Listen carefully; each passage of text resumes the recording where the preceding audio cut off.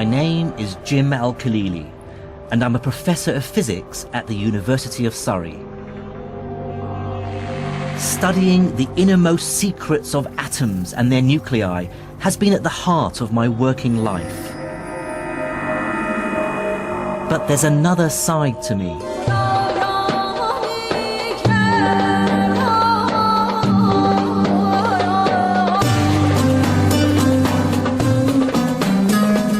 I was born and grew up in Baghdad to an English mother and Iraqi father, but left Iraq with my family in the late 70s when Saddam Hussein came to power. By then, science was already my great passion in life, and as I studied it further, I saw myself fully part of the Western tradition, inspired by names like Newton and Einstein. But buried away was this nagging feeling that I was ignoring part of my own scientific heritage. I still remembered my school days in Iraq and being taught of a golden age of Islamic scholarship, that between the 9th and 12th centuries, a great leap in scientific knowledge took place in Baghdad, Damascus, Cairo and Cordoba.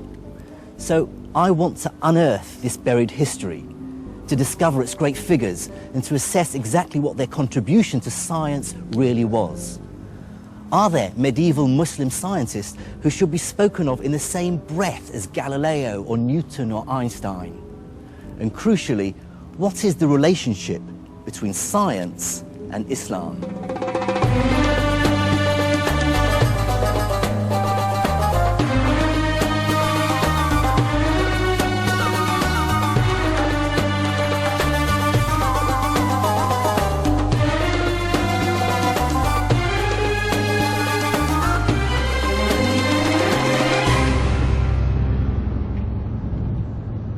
My journey into the science of the medieval Islamic world will take me through Syria, Iran, and North Africa.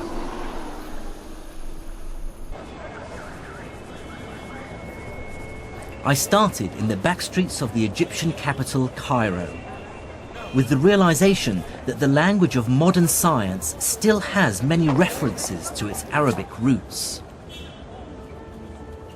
Take scientific terms like algebra, algorithm, alkali. I instantly recognize these words as Arabic. And these are at the very heart of what science does. There will be no modern mathematics or physics without algebra, no computers without algorithms, and no chemistry without alkalis.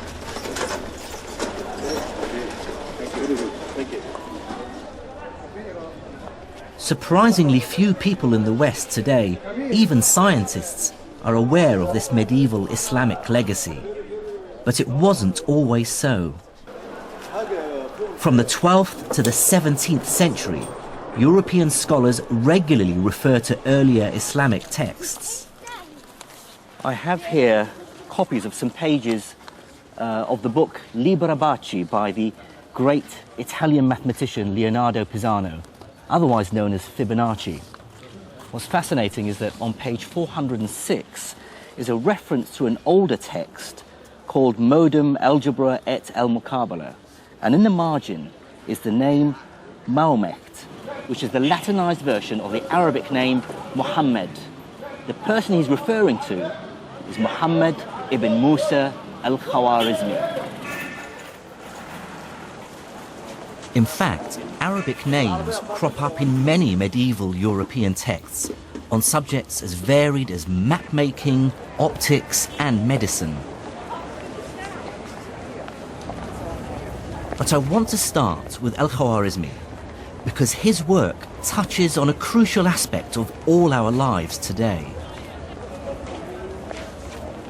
It's thanks to al-Khwarizmi that the European world realized that their way of doing arithmetic, which was still essentially based on Roman numerals, was hopelessly inefficient and downright clunky.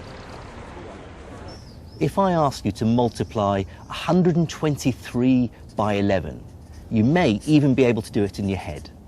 The answer is 1,353. but try doing it with Roman numerals. You'd have to multiply CXXIII by XI. It can be done, but trust me, it's not fun. Al-Khwarizmi showed Europeans that there's a better way of doing arithmetic. In his book entitled The Hindu Art of Reckoning, he describes a revolutionary idea. You can represent any number you like with just 10 simple symbols. The idea of using just 10 symbols, the digits from 1 to 9 plus a symbol for 0, to represent all numbers from 1 to infinity, was first developed by Indian mathematicians around the 6th century AD, and I can't overstate its importance. Let me show you. Here are the numbers in Indian Arabic numerals. واحد, اثنين, ثلاثة, أربعة, خمسة, ستة, سبعة, ثمانية, تسعة. And here are the numbers we're more familiar with in the West. 1, 2, 3, 4, 5, 6, 7, 8, 9. And you can see the similarity between these numbers, in particular, for instance, the digits 2 and 3. If I tip this sideways, you can see now how they look like numbers 2 and 3. And what's powerful about these digits, this numerical system, is how it's simplified arithmetic calculations. But Al-Khwarizmi and his colleagues went further than just translating the Indian system into Arabic. They created the decimal point. This text, written a century after Khwarizmi, is by a man we know only as Al-Khalili. Here he shows that this same decimal system can be extended to describe not just whole numbers, but fractions as well. The infinity of possibilities that lie in between the integers. Here's a copy of Al-Khalili's manuscript where he showed how the decimal point is used for the very first time. He describes it by using a dash. Here are the digits 1, 7, 9, 6, 8, and you can see there's a small dash over the 9 indicating the decimal place. The idea of the decimal point is so familiar to us that it's hard to understand how people managed without it. But like all great science, it's blindingly obvious after it's been discovered.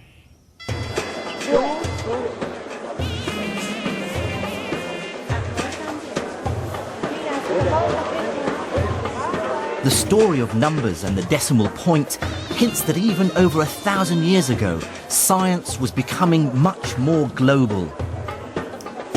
Ideas were spreading, emerging out of India, Greece, even China, and cross-fertilizing. And looking on a map that shows where people lived 1,000 years ago gave me my first insight into why medieval Islam would play such an important role in the development of science. Now look at which city lies at the center of the known world, a place where the widest range of peoples and ideas were bound to collide. It's the city where I was born, the capital of the Islamic Empire, Baghdad.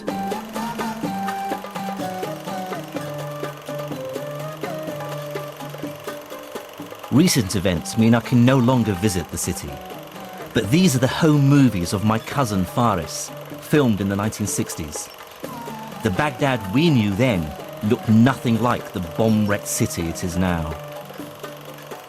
I certainly grew up proud to be associated with one of the world's greatest cities.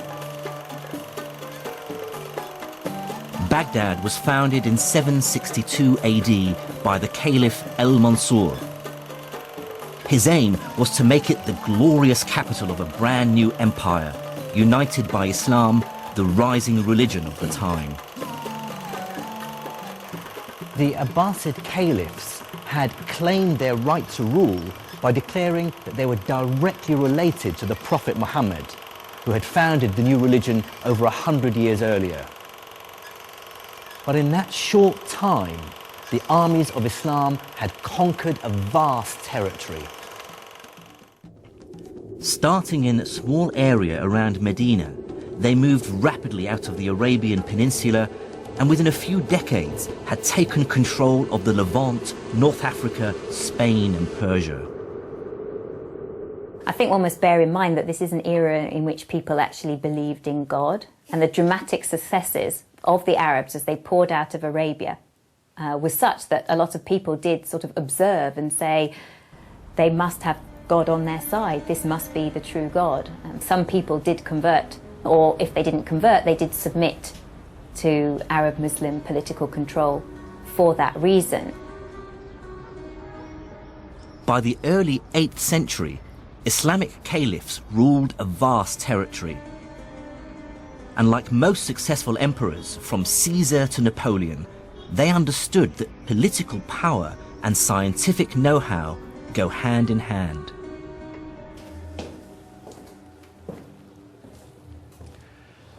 There were many reasons for this. Some were practical. Medical knowledge could save lives. Military technology could win wars. Mathematics could help deal with the increasing complexities of the finances of state. And Islam as a religion also played a pivotal role.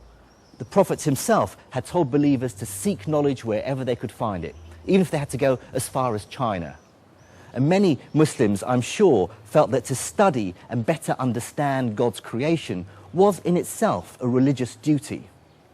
But there were also other less edifying motives at play. To many in the ruling elite of the Islamic Empire, knowledge itself had a self-serving purpose, because possessing it was seen as proof of the new empire's superiority over the rest of the world.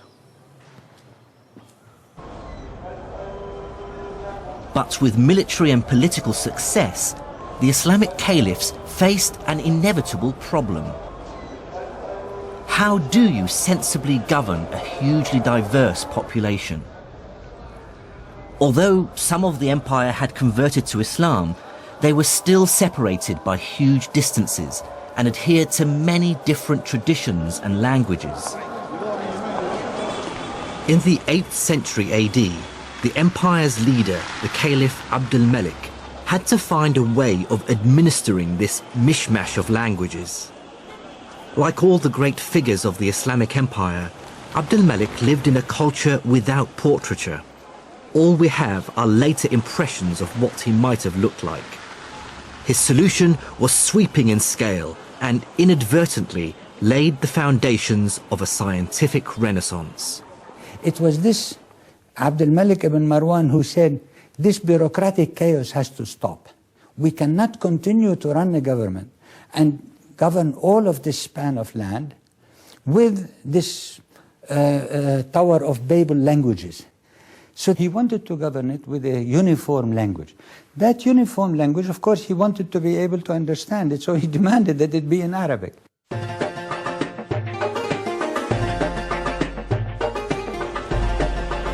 But the choice of Arabic as the common language of the empire went beyond administrative convenience. The decision had extra force and persuasiveness because Islam's holy book, the Quran, is in Arabic, and Muslims therefore consider Arabic to be the language of God.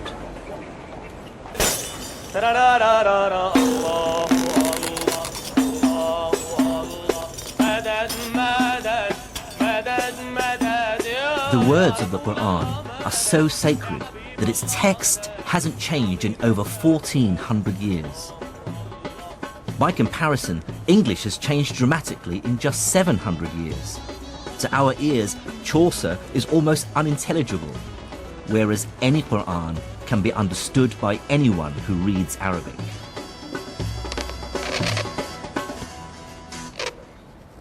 Making copies of the Quran has always been a specialized and highly respected job since the foundation of Islam. Calligraphy expert Naif Scarf, who lives in the Syrian capital Damascus, writes for mosques and in madrasas all over the country. These are words he's found himself writing over and over again, words of great significance for Muslims. They're the opening line to each chapter in the Quran. So what it says is, Bism illah ar-Rahman ar-Rahim. which means in the name of God, the most gracious and the most merciful. بده شكل مضبوط الفاعل المفعول وكذا يكون الكتابة صح ولا تفهم المعنى بشكل صحيح.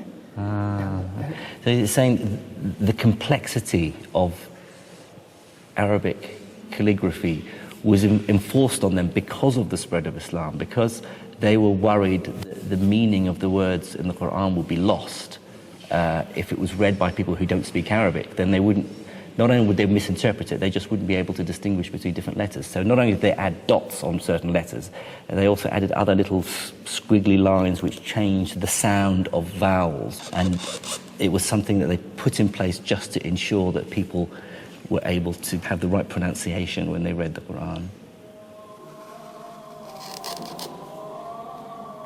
The consequences for science were immediate. Scholars from different lands who previously had no way of communicating now had a common language.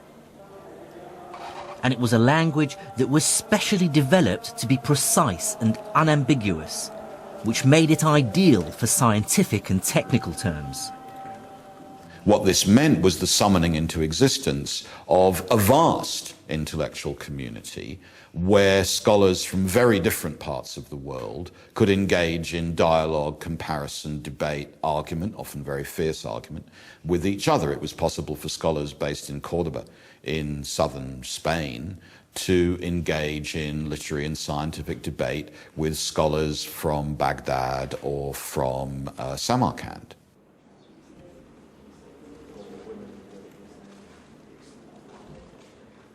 But I can tell you that scholars aren't motivated by the love of knowledge alone.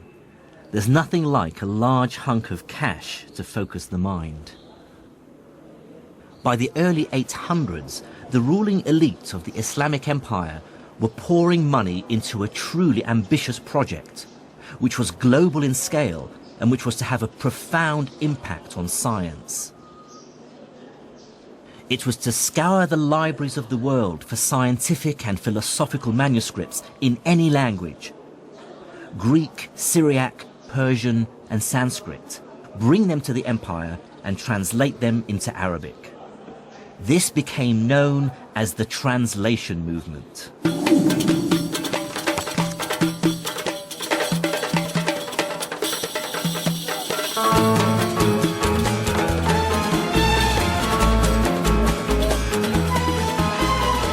The effort scholars put into finding ancient texts was astonishing.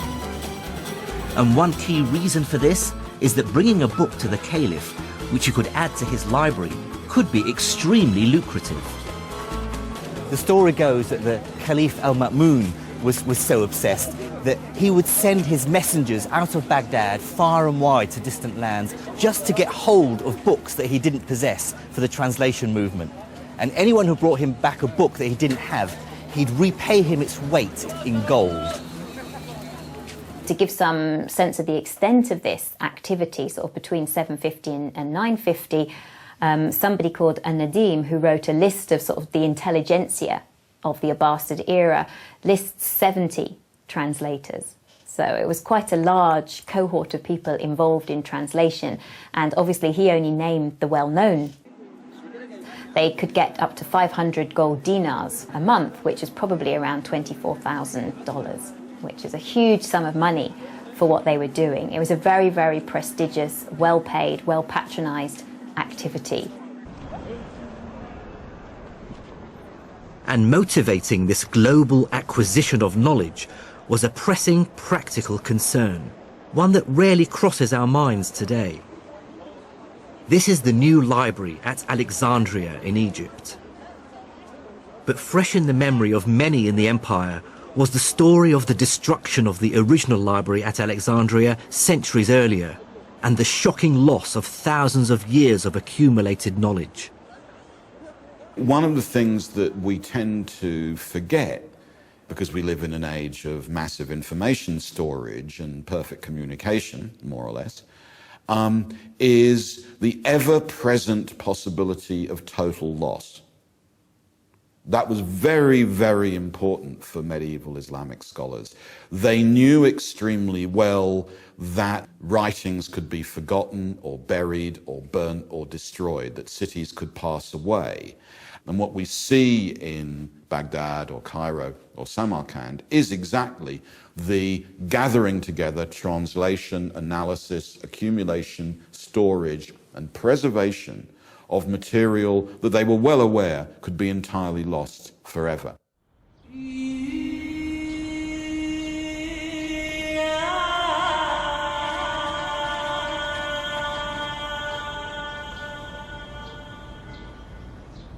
And if there was one branch of knowledge that everyone, from the mighty caliph to the humble trader, wanted to preserve and enhance, it was medicine.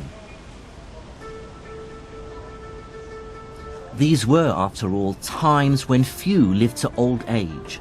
Writings from the time remind us that what we might consider a relatively minor infection today could be a death sentence. Religious teachings, then, were not just a source of comfort. They were a constant reminder that we should never give up.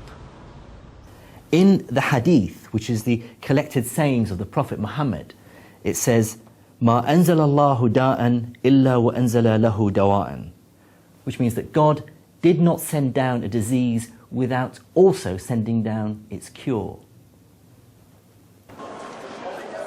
It's statements like this that lead Muslims, even today, to believe that cures for all diseases are out there somewhere, and that we need to search to find them. To assess how this optimism actually affected Islamic medicine, I met up with Dr. Peter Porman in the Syrian capital Damascus. He's a leading expert on Islamic medicine who spends much of his time researching here in the Middle East. What people don't realize is that the history of Islamic medicine is really the history of our medicine, because our medicine, the university medicine we used until the 19th century, it was based to a large extent on all these work of these Islamic physicians.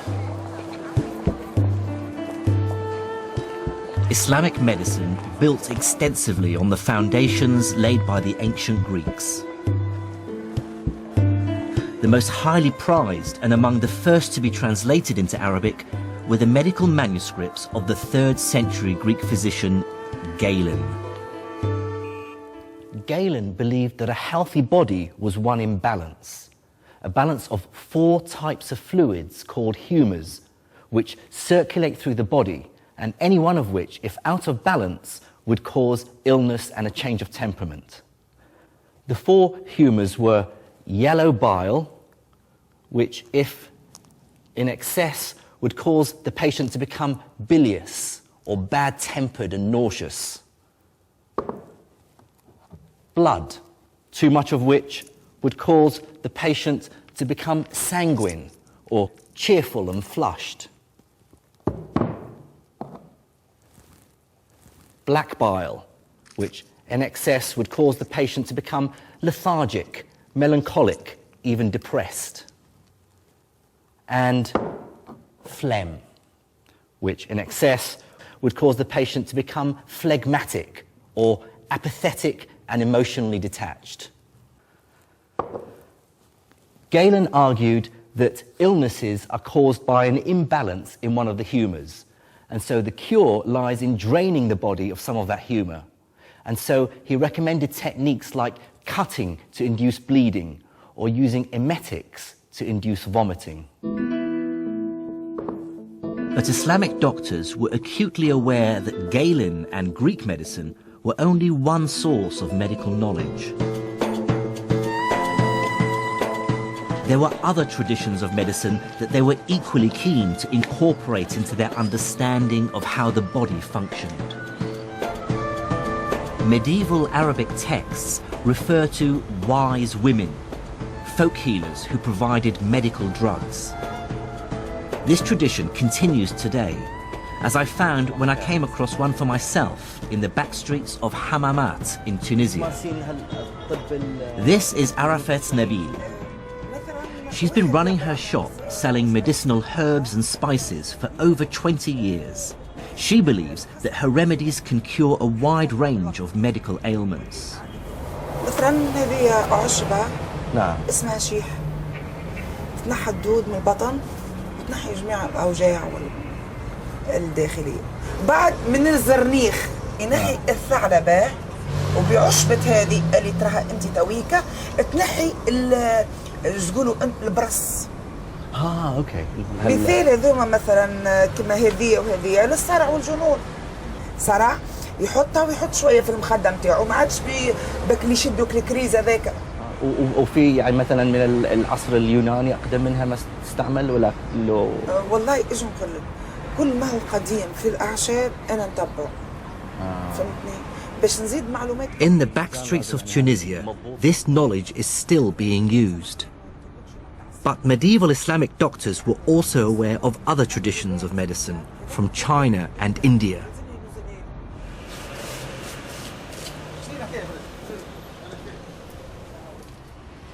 And yet another tradition of medical guidance came from within Islam itself, and takes some of its ideas from the Quran and some from the collected sayings of the Prophet, the Hadith. In a bookshop in Monastir in Tunisia, I found a copy of a very popular book, available right across the Islamic world. This book is called The Prophet's Medicine, and see how old it is. The author was born between 691 and 751 Hijri, which places him in the 14th century. Here's an interesting bit where it deals with the plague. فَإِذَا سَمَعْتُمْ بِهِ بِأَرْضٍ فَلَا تَدْخُلُوا عَلَيْهِ وَإِذَا وَقَعَ بِأَرْضٍ وَأَنْتُمْ بِهَا فَلَا تَخْرُجُوا مِنْهَا فِرَارًا مِنْهُ. It says, if you come across a land where the plague has come down, then do not enter that land. And if the plague comes down onto your land and you're there, then do not leave your homes in the hope of escaping it. So it sort of makes a lot of sense. But here's quite an amusing part. It deals with epilepsy. And it says that the Greeks, or Galen, believed that epilepsy originated in the brain. So, however, they were ignorant. They didn't realize the true cause of epilepsy, which is the possession of the body by evil spirits. And it talks about the cure for epilepsy being exorcism. Hardly scientific. But Islam's most tangible contribution to medicine is less in its specific remedies and more in its overarching philosophy.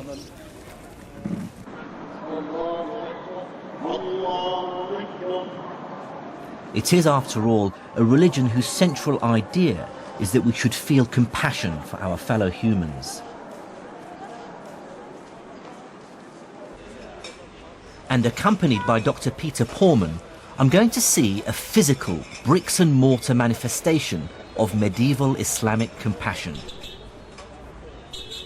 This is the Nur al-Din Hospital, the leading hospital of the Islamic Empire, built here in Damascus and now a museum. This was built in the 1150s, 1154 I believe. One of the ideas which are stipulated in Islam is the idea to be charitable, and charity, zakah, yes. Exactly, and an obligation to give alms and stuff like that. Yeah. And so if you're a ruler or if you have a lot of money, what you could do is obviously you could really be charitable and set up like a nice hospital like this one. And within the hospital, Islam actively encouraged a high degree of religious tolerance, something we take for granted in modern secular society. The hospital was open to all communities, so you would have Christians, you would have Jews, Muslims obviously, maybe other denominations, both as patients and also as practitioners. Like a Christian studies with a Muslim says my best student was a Jew, and so the medicine which was practiced here transcended religion. I mean, typically, how many physicians would there be? Well, it depends. Well, like for certain hospitals, we hear figures of like 24 or 28 physicians. Yes. The physicians would do the rounds in the mornings, you see, do their prescriptions that's the and sort stuff of thing like that. Yeah, hasn't changed over the ages. Yeah. As a result of the translation movement, those physicians now became aware of the latest remedies from as far away as India and China. And as the new drugs filtered in from the rest of the world, hospitals started to set up a new kind of facility within their walls, the pharmacy. So this notion of a pharmacy in a hospital, is that a new innovation? Well, the whole package, certainly, that's new. And what is interesting, if you look for innovation, like on the level of pharmacy, if you look at Baghdad or even Damascus, it's at this crossroad of cultures. So loads of new things come in, like musk, for instance, myrobalan. You have like Indian drugs. There's like an Indian pill, for instance, which is good against headaches and bad breath, but also gives you sexual appetite and stuff like that. So Cures your headache, gives you fresh breath, and gives you increased. And so it's like toothpaste, Viagra, and aspirin. That's right, all in one. Fantastic. Yeah. So let's walk in here.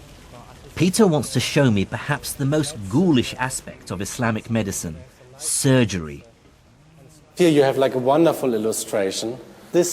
It appears that this is the first anatomical illustration in history. Like you see, it says adala, which means muscle, and so these are like the different muscles which move the eyelids. So it was understood then that the muscles controlled the absolutely, the lens in the eye. Yeah, and moved the eyelid and stuff like that.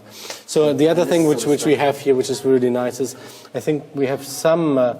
Like ophthalmological instruments. For instance, it's a hook, could be used, for instance, to kind of pull back your eyelid, that sort of thing. These instruments were very useful to the doctor. Although these tools might look crude, eye surgery was one of Islamic medicine's great successes.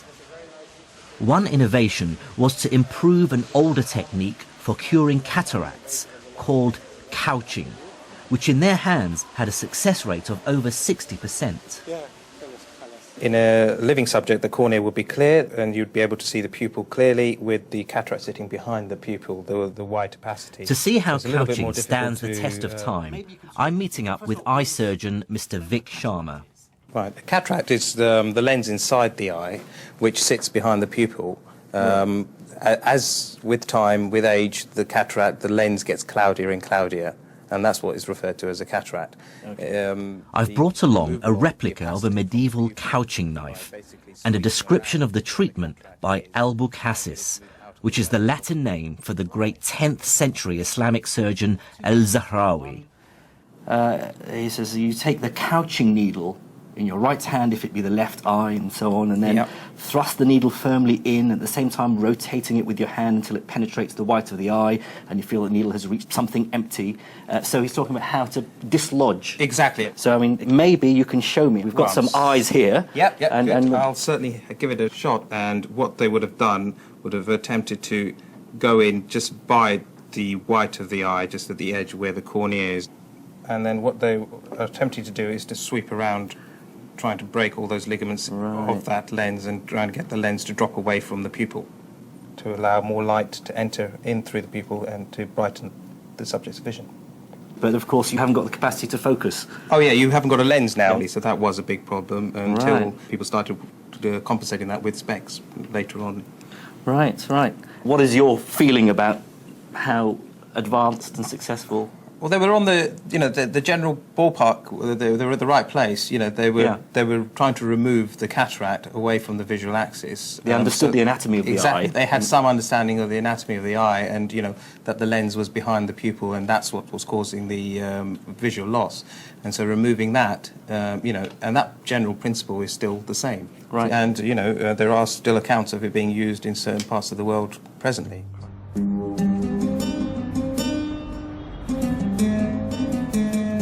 Looking back at medieval Islamic medicine with modern scientific eyes is frustrating. They take as true many things we know to be nonsense. But on the other hand, their desire to deal with this vast subject logically and systematically is admirable and truly marks a break with the past. One Islamic scholar, more than any other, embodies the synthesis of religion, faith and reason.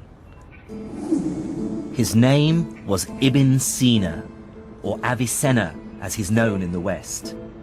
He was a polymath who clearly thrived in intellectual and courtly circles. In 1025, he completed this, Al-Qanun fil Tib, or the Canon of Medicine. In it, Ibn Sina collated and expanded on all that had gone before him, medical ideas from Greece to India, and turned them into a single work. So how would you place this book in a historical context? Oh, it's hugely important. I mean, there are a few books which are as important as the canon, because what this encyclopedia does, it kind of, sweeps away everything else. It becomes a textbook. It supersedes a lot of other texts, and people even complain that, it's so good, it's so tightly organized, it's so easily accessible that, people forget to read the Greek sources in Arabic translations. This whole first book, this is the first book, contains what we call the kulliyat, the general principles. So it's all about how the human body works, how diseases work in general. The second book contains diseases of what we sometimes call from tip to toe, like from tip to toe. So he starts with the diseases of the head, and then he moves down, like the eyes, the ears, the nose, the mouth, and he normally they end up at the sexual organs, you see. At first sight, the sheer ambition of the 3 volumes is hugely impressive. Here's an attempt at diagnosis and cure for diseases as diverse as depression, meningitis and smallpox. And there's even detailed chapters on more common problems. So, for instance, here you have headaches. So different kinds of headaches. في العلاج الصداع الحادث عن الروائح الطيبة. So headaches caused by pleasant, fragrant smells. And then he's also got الحادث من الخمار, so hangovers. Different kinds of you can get headache from sex. Is that right? Well, hasn't happened to me yet, but let's see. So, the treatment of headache caused by sex. ويجب لمن يعتريه ذلك عقب الجماع وبامتلاء أن يبدأ بالفast. So if somebody has or is befallen by, suffers from a headache after sex, and he also has a repletion, so he has too many superfluities or something like that, so يجب أن يبدأ بالفast. One has to first resort to venesection or bloodletting. ثم بالإسهال, and then you should use purging. إن وجب كل واحد منهما. For both of them, bloodletting and purging are necessary. A lot of the stuff in here sounds like nonsense, of course, because this is not modern medicine. No, it's not. So how long was this taken seriously? Well, the fundamental ideas contained here about how the body works, they hadn't changed until the early 19th century. There was progress, obviously, on certain levels, but the essence was the same. And then came the big break with the discovery of bacteria and viruses and things like that. And from the second half of the 19th century onward, medicine was totally revolutionized. Ibn Sina's canon of medicine is a landmark in the history of the subject. Although much of the medical science it espouses we know now to be terribly misguided, its value lies in accumulating the best knowledge in the world at the time into one accessible, organized text. The canon would give future generations something to rewrite.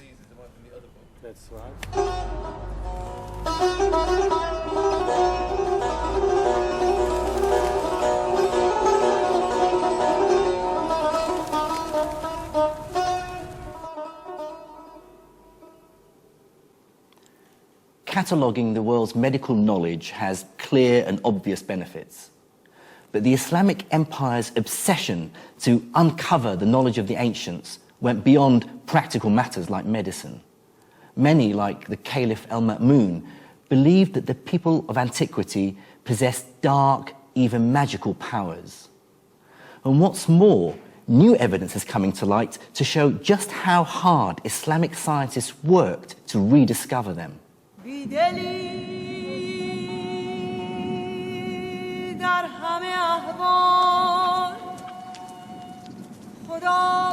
To find out about that story, I have to visit the harsh, burnt yellow of the Sahara Desert in Egypt.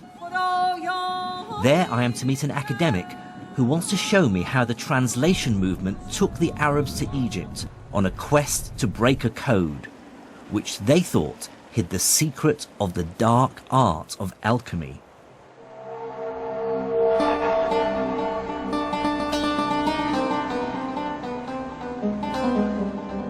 This is Saqqara, a necropolis or graveyard of the ancient pharaohs. Over a 10-acre site, it's a collection of burial chambers and step pyramids that were built in the 3rd millennium before Christ. These are said to be among the oldest stone buildings in the world. Mind the step here? Archaeologist Dr. Okasha Al-Dali is my guide. He was about to reveal the most astonishing story of my journey so far. Look at that. Like most people, I believed that Egyptian hieroglyphs had remained completely undeciphered until the 19th century. Then came the chance discovery of the famous Rosetta Stone. This stone had the same inscription written in both hieroglyphs and Greek. It provided the crucial clues which British and French scholars used to decipher the writings of ancient Egypt. That's the usual story one hears. But Dr. Al-Dali has made a discovery that dramatically alters it. He has recently unearthed a number of rare works by the Islamic scholar Ibn Wahshiyya. What he did was figure out a correspondence between hieroglyphs like these and letters in the Arabic alphabet. If you look here, for example, at Ibn Wahshiyya's manuscript, you see he's giving us the Egyptian hieroglyphic signs that have phonetic value underneath. Yes, and they have the phonetic value in Arabic underneath. So look very carefully at this one. He says seen underneath that seat. Yes. Now look at this seat here. That is S. That seat in Egyptian hieroglyphic is used for the sign S, seen, which is what you see here, seen. That is the name of the god Osiris. Osiris. Oh, with an S. That's the seen. This is the letter H. This one here. This is the ha. The water wave Water, right. is the letter N, or noon in Arabic. T, and the letter F. These are all letters. These are all letters. But then he realized... But how did he decipher the hieroglyphs? The one good thing about the early Arab scholars was their ability to link ancient Egyptian language, we call hieroglyphic, to link it with their own contemporary Coptic. They realized that Coptic is nothing but the later stage of ancient Egyptian language. And they realized this because the translation movement had literally placed hundreds of Coptic texts into their hands. The scholars could now see a direct link between hieroglyphs and Arabic. What fraction of these symbols would have been correctly deciphered? They got about 14 letters. They cracked more than half of the Egyptian hieroglyphic correctly. So that was a remarkable achievement for people in the 9th century, 10th century.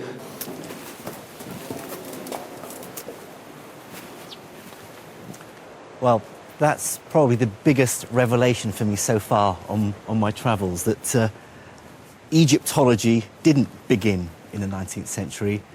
Yet again, it seems that Islamic scholars actually cracked hieroglyphics, and they cracked it for strange reasons. They cracked it because they were interested in astrology and alchemy. But here is another example of this amazing translation movement. They weren't just translating Greek and Indian and Persian texts, they were translating Egyptian hieroglyphics as well. Absolutely incredible. Unfortunately for the Caliph Al-Ma'mun, the hieroglyphs contained no alchemical secrets. But what this story reveals to me is the insatiable curiosity Islamic scholars had about the world.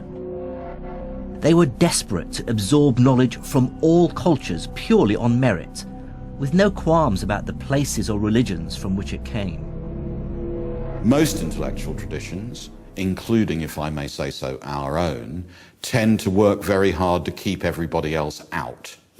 Whereas here we have an example of an enterprise which is desperate, curious, to turn itself into a net importer of intellectual product. And that's a very important lesson for the history of the sciences. I was soon to see just how dramatically this fueled scientific innovation. But it's worth remembering that the translation movement wasn't just about science and medicine. As the capital Baghdad sat in the center of a vast, successful empire, it became home to an extraordinary flourishing of all kinds of culture.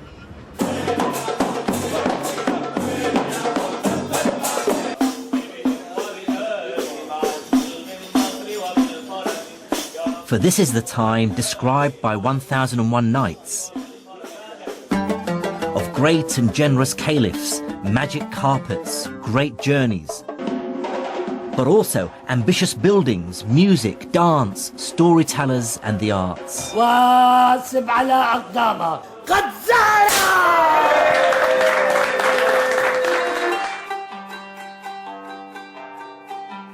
Baghdad was such a cultured and vibrant city that one traveller of the time wrote, "There is none more learned than their scholars, more cogent than their theologians, more poetic than their poets, or more reckless than their rakes."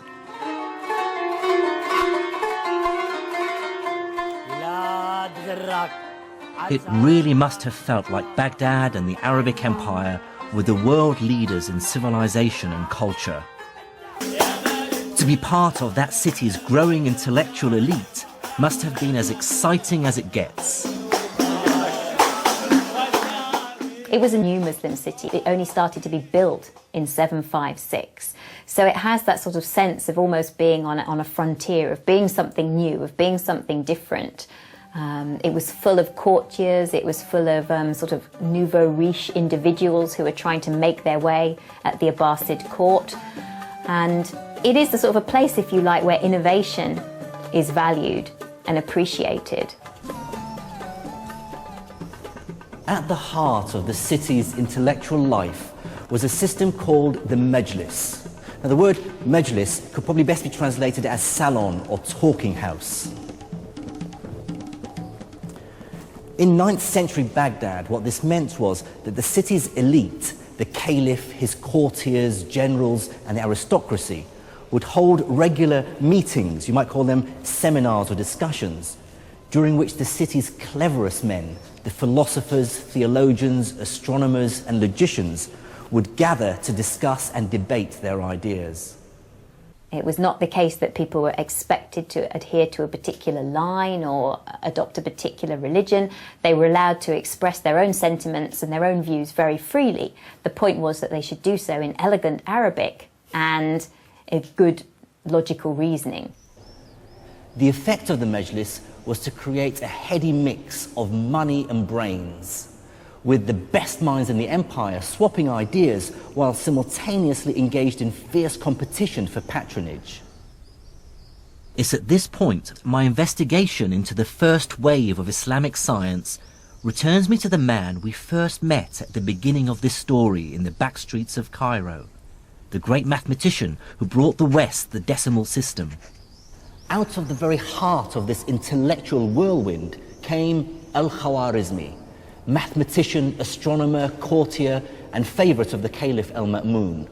He was a product of his age, an immigré from eastern Persia into Baghdad, surrounded by books, well-versed in learning from Greece, Persia, India, and China, and fearless in his thinking.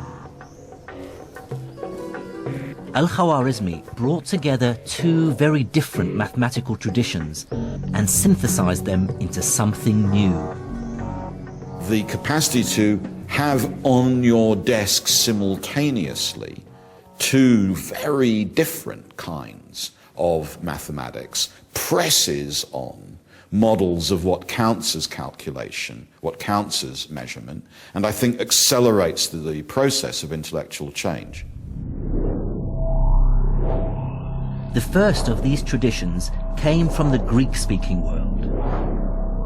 Greek mathematics dealt mainly with geometry, the science of shapes like triangles, circles, and polygons, and how to calculate area and volume. The other great mathematical tradition Al-Khwarizmi inherited came from India. They'd invented the 10-symbol decimal system, which made calculating much simpler. Thanks to the translation movement, Al-Khwarizmi was in the astonishingly lucky position of having access to both Greek and Indian mathematical traditions. He was able to combine geometrical intuition with arithmetic precision, Greek pictures and Indian symbols, inspiring a new form of mathematical thinking that today we call algebra. As a physicist, I've spent much of my life doing algebra, and I can't overstate its importance in science. But it is a strange idea.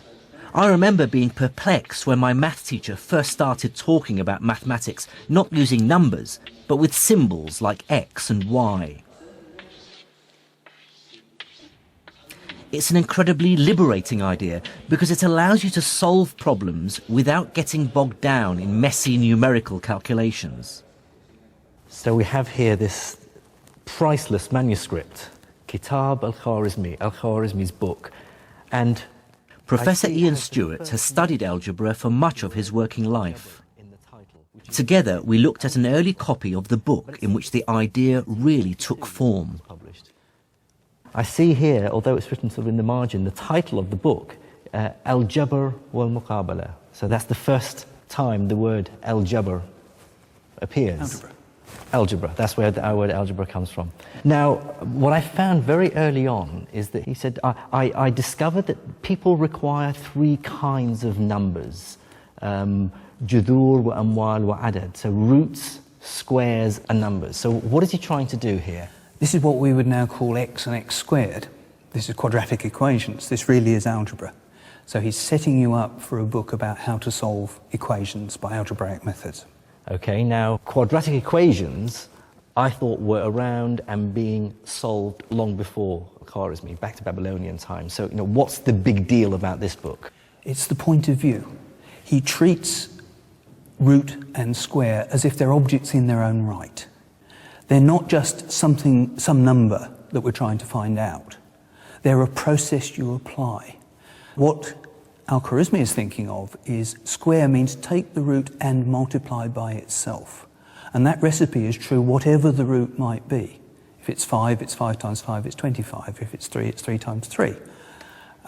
He's giving you a general recipe, now called an algorithm, after him.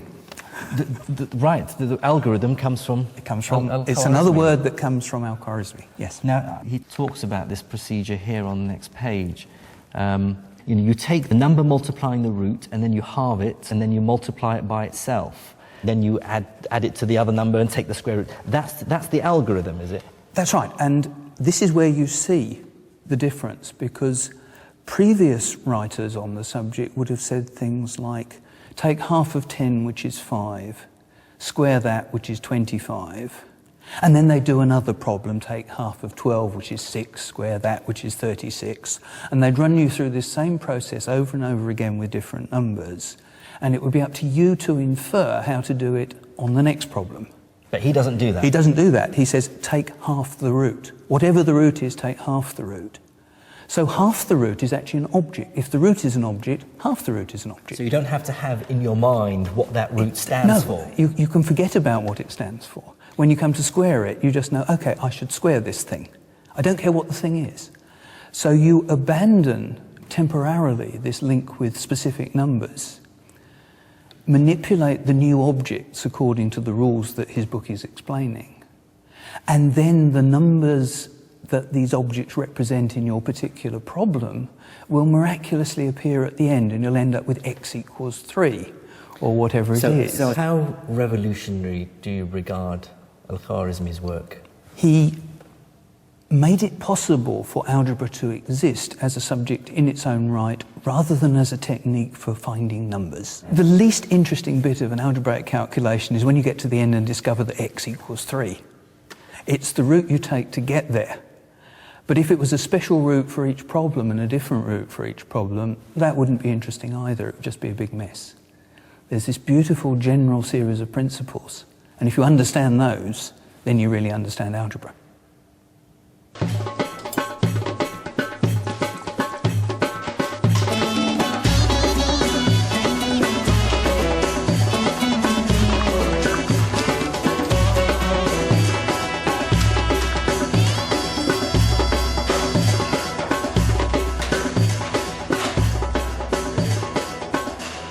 What is the true global importance of algebra? It's been used throughout the ages to solve all sorts of problems. Let the mass of the cannonball be m. Let the distance it has to travel be d. Use algebra to work out the optimum angle you have to point your cannon. That sort of knowledge wins wars. Or let's call the speed of light c, the change in mass of an atomic nucleus m, and then calculate the energy released with the following algebraic formula: E equals mc squared. Mastery of that information truly is power.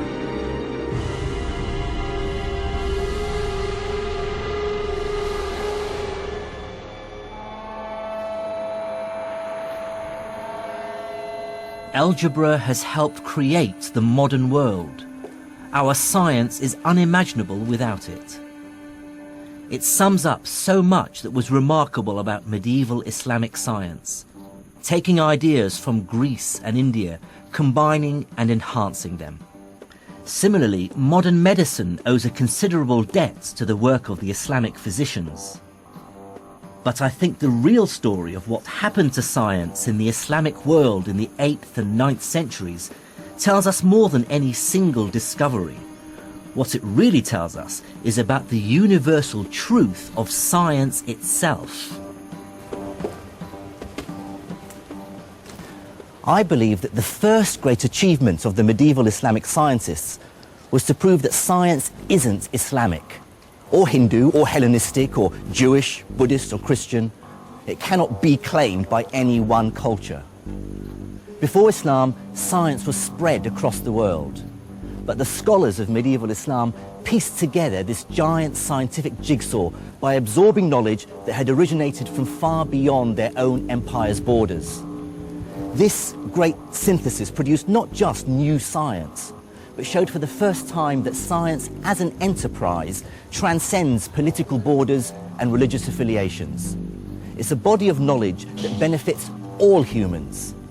Now that's an idea that's as relevant and as inspiring as ever.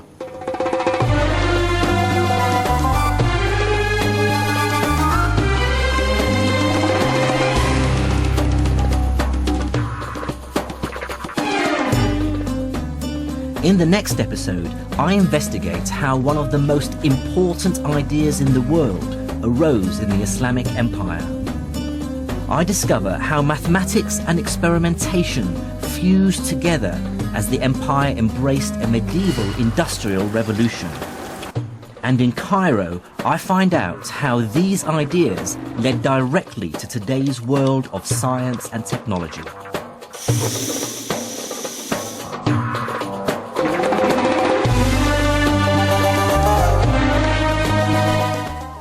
And that next episode of Science in Islam is here on BBC 4 at 9 next Monday. On Wednesday here on BBC 4, we spend an evening looking at, rather than through, the world's strongest and most famous telescopes, starting with a Sky at Night special at 8.